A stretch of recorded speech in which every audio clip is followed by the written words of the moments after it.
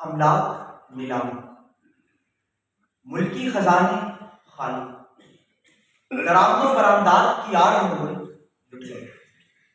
پرچم کا تقدس پامان اور آئین کی دھجیاں۔ صدر اعلی وقار،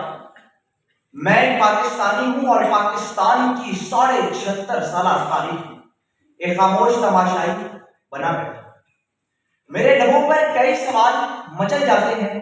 مگر سوائے خاموش رہنے کے میرے پاس اس کا کوئی اور علاج نہیں۔ صدر اعلی وقار، جی تو چاہتا ہے کہ تاریخ کے صفحات پلٹ پلٹ کر اس ایوان میں پیش کروں، مگر آج اس ایوان کے قواعد و ضوابط کے مطابق میرے پاس بولنے کے لیے 3 سے 4 منٹ ہے، اور 3 سے 4 منٹ میں تو اپنوں کے لگائے زخم دکھانا مشکل ہے، اوروں کے کس سے کیا چھپو۔ اسی لیے فراز یہ کہتے ہیں،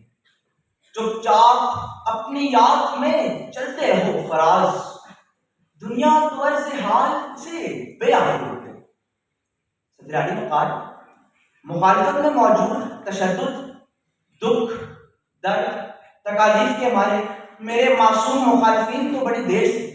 چیخ چیخ کر یہ بتانا چاہ رہے ہیں کہ آواز اٹھاؤ،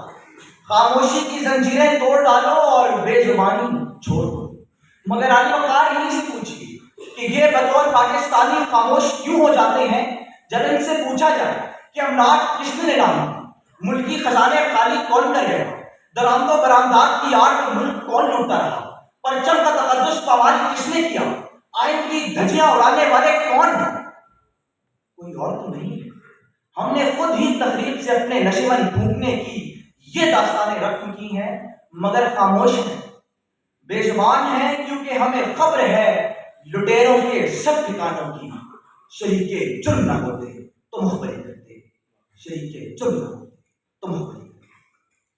صدر اعلی وقار، خاموشی گفتگو ہے، بے زبانی ہے زباں میں،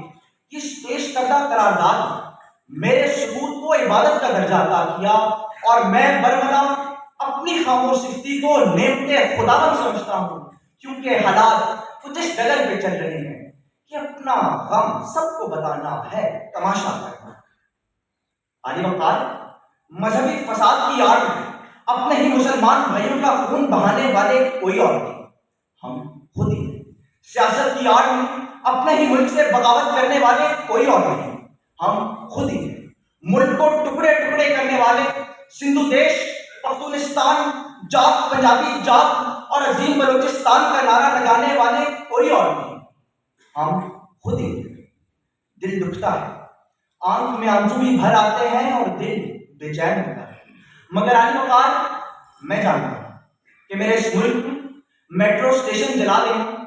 دفاتر کے شیشے توڑ دینا اور سڑکوں پر ٹائر جلا کر واویلا کرنا ایک معمول بن چکا ہے، مگر عالی وقار، یہ بھی حقیقت ہے کہ اس انقلابی طرز عمل سے آج تک کوئی مسئلہ حل نہ ہو سکا۔ سو اگر میں خاموش ہوں اور اپنی قسمت خود سنوارنا چاہتا ہوں تو عالی وقار، یہ میرا جرم نہیں ہے۔ اگر اس سب کے بعد کوئی لفظی بازیگر آ کر میری خاموشی کے مقابل چیختا چنگھاڑتا ہے اور ایک خاموش مگر پردرد تصویر کو الفاظ کے جامے میں پرونا چاہتا ہے،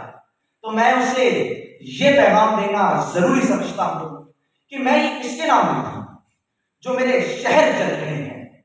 میرے لوگ مر رہے ہیں، کوئی اور تو نہیں ہے پس خنجر آسمائی، ہم ہی قتل ہو رہے ہیں، ہم ہی قتل کر رہے ہیں، ہم ہی قتل